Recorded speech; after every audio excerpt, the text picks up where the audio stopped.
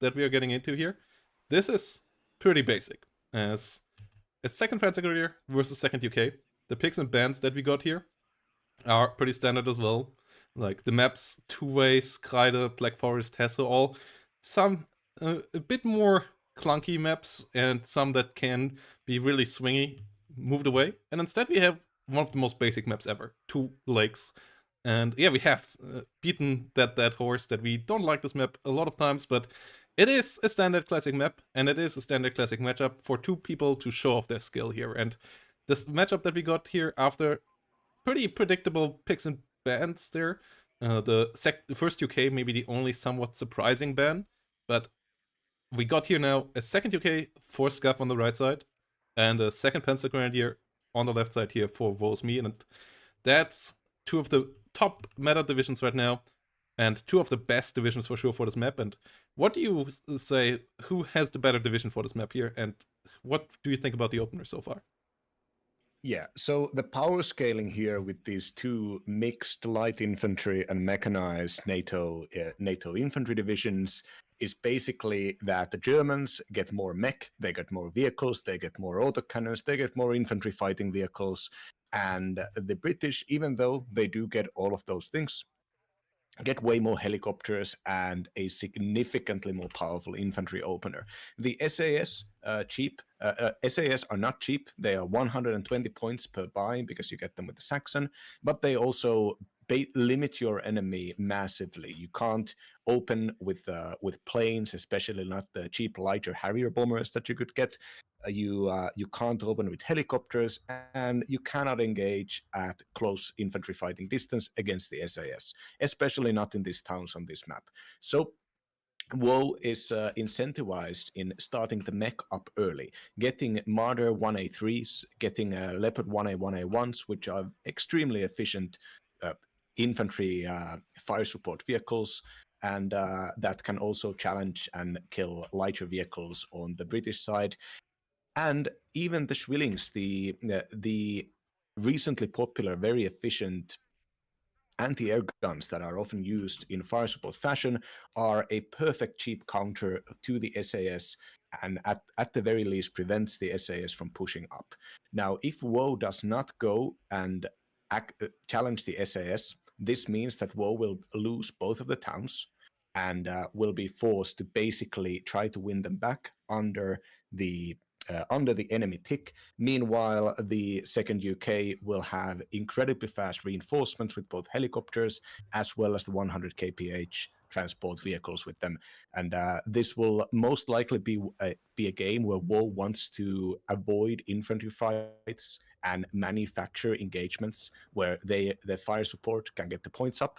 And on the other hand, Scoof is going to micro against that, most likely targeting anti-aircraft guns, anti-aircraft vehicles, and trying to gain some level of air supremacy, because that is where the second UK can kind of get their defensive edge up.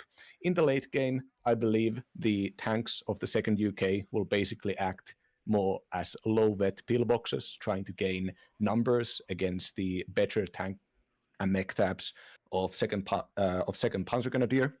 But even with the scaling advantage, significantly, at least pretty much significantly for this level of play, going for WoW, I still believe that this is the Scoof's map. Second Panzer Grenadier, second UK is the Russian division. It is the one that gets paid by Homelander, gets paid by Scoof, gets played by Pro Comi.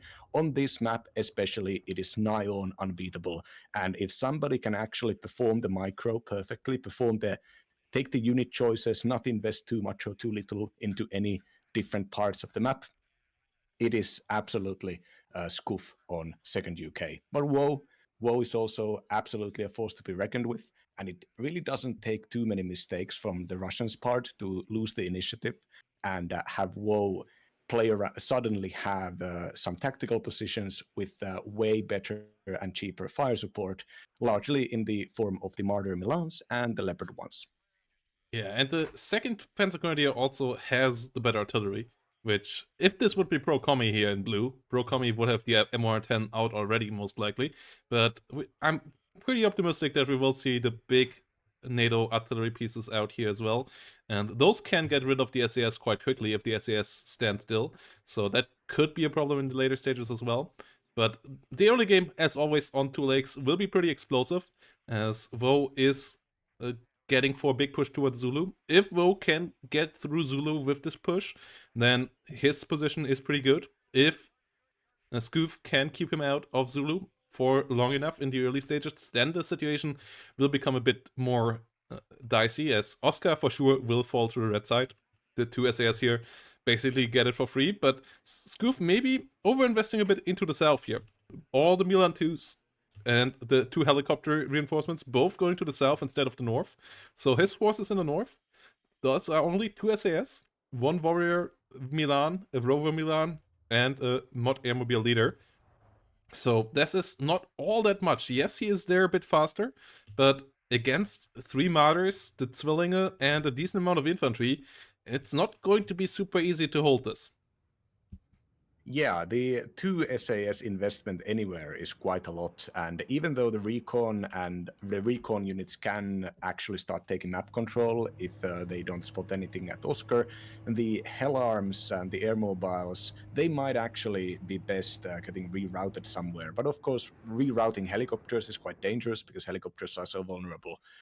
And this map is pretty close distances. Now we're seeing the SAS go into pretty standard aggro positions at the northern town, with the recon net, the ATGMs already getting established here by Woe. Woe not taking, taking a single Fallschirmjäger unit here, even though the Fallschirmjäger, the West German, is famously a bad unit and not really worth it. But in case the enemy starts getting a larger infantry attack early on, you want to have that single unit there, even if it's overpriced. Schwilling opening fire at the Lynx Hellarm. This is the Hellarm 7 with the ITO missile. There is also a Hellarm 1 with the standard 16-pen TOW missile, and that is getting used to transport Milan 2s.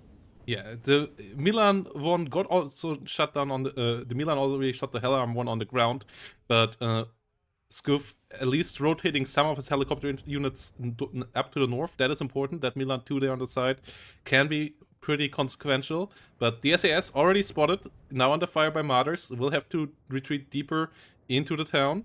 And Scoof will now need to get reinforcements into the north. Milan 2 and Saxon coming up.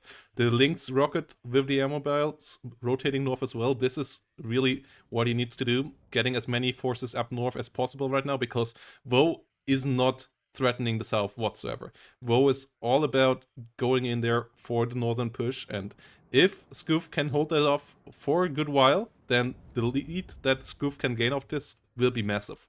But for now, slight take here for Woe, as Woe captured both rear zones, and Scoof is the one that has to take up to that in the near future. Challenger Mark II immediately being bought. I like that. This can deal with the Martyrs quite nicely. And on the other side, there's no tank really that can contest that. But the infantry fights in the town are going to be the most important part now. Early M110 could be interesting. Oh, it's 155mm. That works out nicely as well. It's the cheaper variant. It's a good artillery piece as well. That's the best towed howitzer in the game. And yeah, Woe really bringing that out as well now.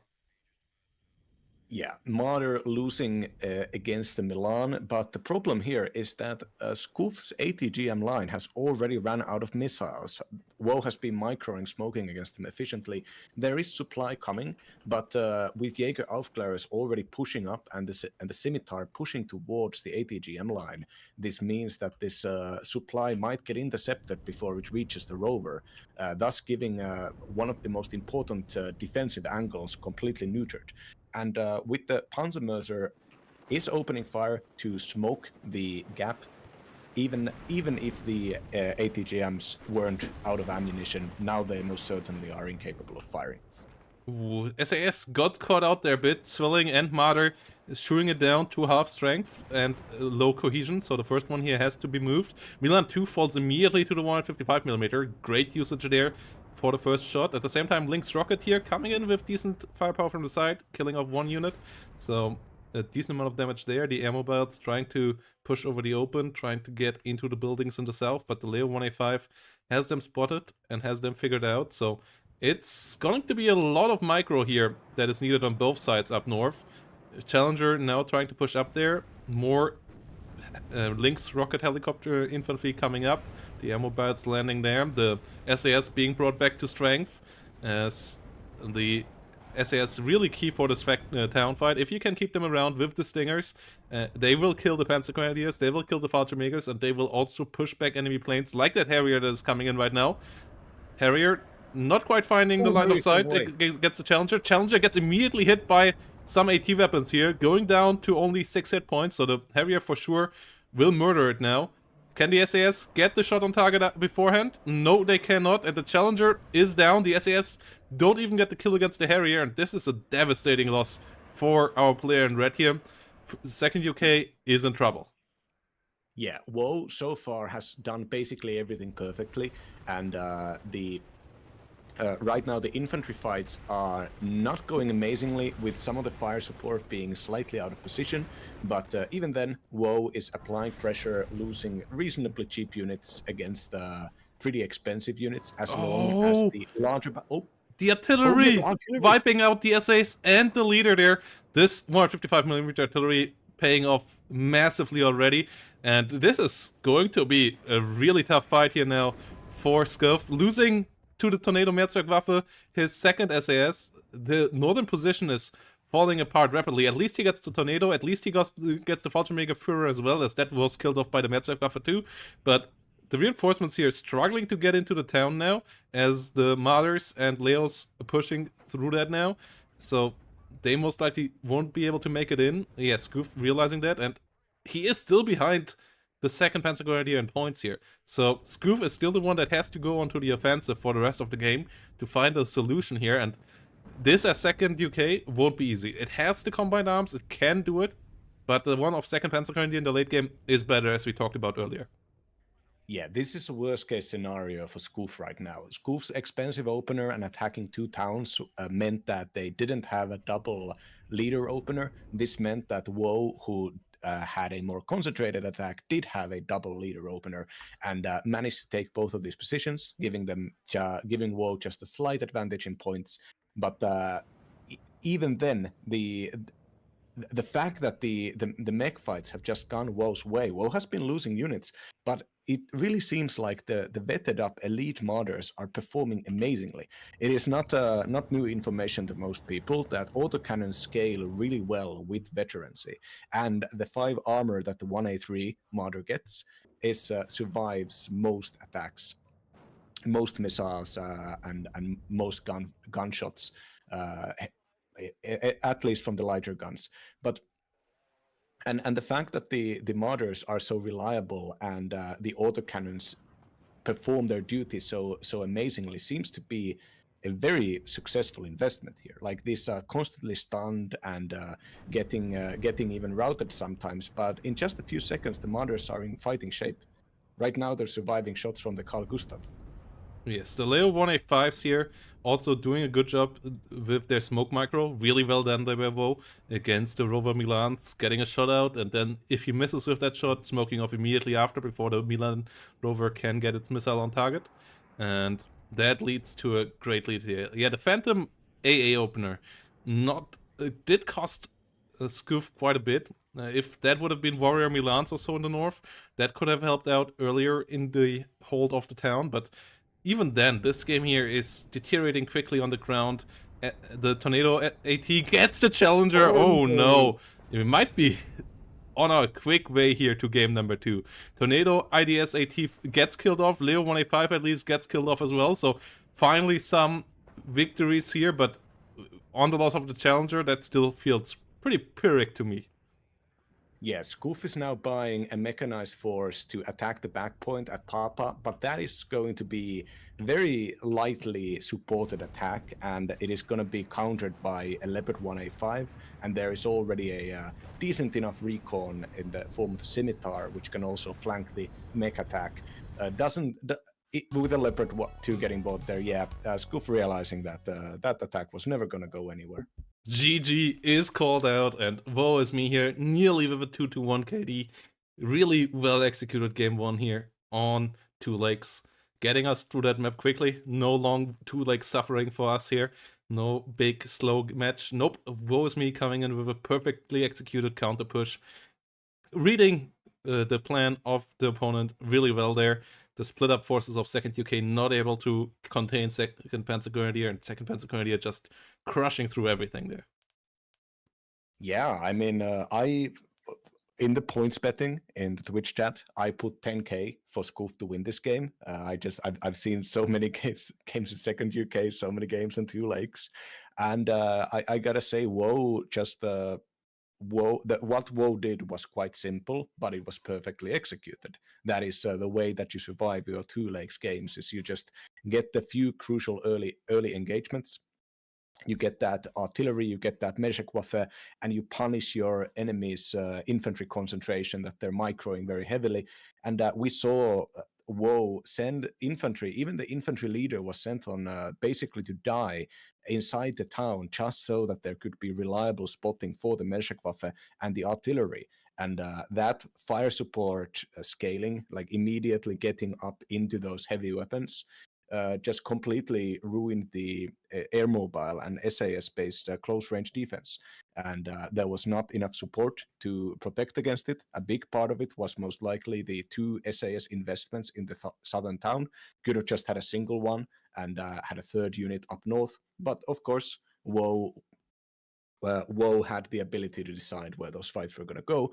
And the Marder 1A3s vetted up heavily and constantly acting next to the command tank was a really good choice. I was constantly just looking at the Marder's opening fire and moving just far enough away from the enemy infantry, getting that